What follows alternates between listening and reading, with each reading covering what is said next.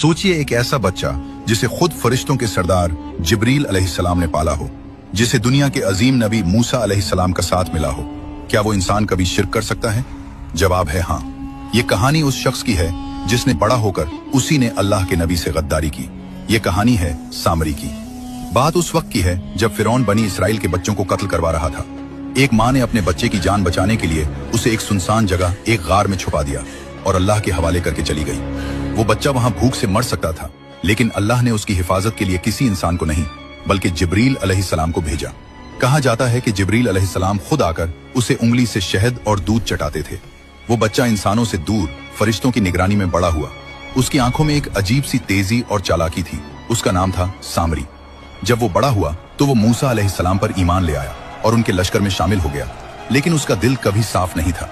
जब मूसा अलैहिस्सलाम और उनकी कौम समंदर पार कर रहे थे, तब सामरी ने कुछ ऐसा देखा जो किसी और को नजर नहीं आया।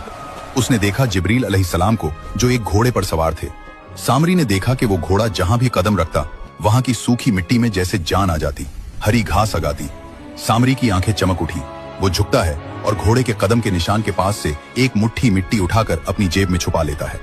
सामरी समझ गया कि ये आम मिट्टी नहीं, उसमें जिंदगी का राज है।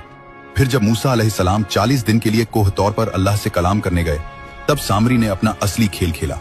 सामरी ने लोगों के सोने के जेवर जमा किए, उन्हें पिघलाया और एक सोने का बछड़ा बना दिया। फिर उसने उस बछड़े में वो मिट्टी डाल दी जो उसने घोड़े के कदम के निशान से उठाई थी। मिट्टी डालते ही बेजान सोने की मोरत से बैल की सी आवाज निकलने लगी, मो मो। लोग हैरान रह गए। सामरी ने कहा, यही तुम्हारा खुदा है? और लोग गुमराह हो गए। जब मूसा अलैहिस्सलाम वापस आए तो वो गम और गुस्से से भर गए। उन्होंने सामरी से पूछा, तूने ये क्यों किया? सामरी ने अपना गुनाह कबूल किया। तब मूसा अलैहिस्सलाम ने उसे एक ऐसी सजा दी जो मौत से भी ज्यादा सख्त थी। मूसा अलैहिस्सलाम ने फरमाया, जा, अब पूरी जिंदगी तेरा यही अंजाम है कि तू लोगों से कहेगा लामसास, मुझे हाथ मत लगाना। वो रेगिस्तान में भटकता रहा, तन्हा, जलील, अकेला।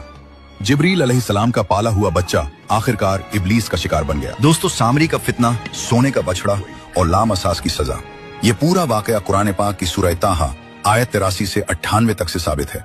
लेकिन वीडियो के शुरू में सामरी के बचपन का किस्सा कि उसे जिब्रील अलैहिस्सलाम ने गार में पाला, ये तारीखी रिवायात से लिया गया है।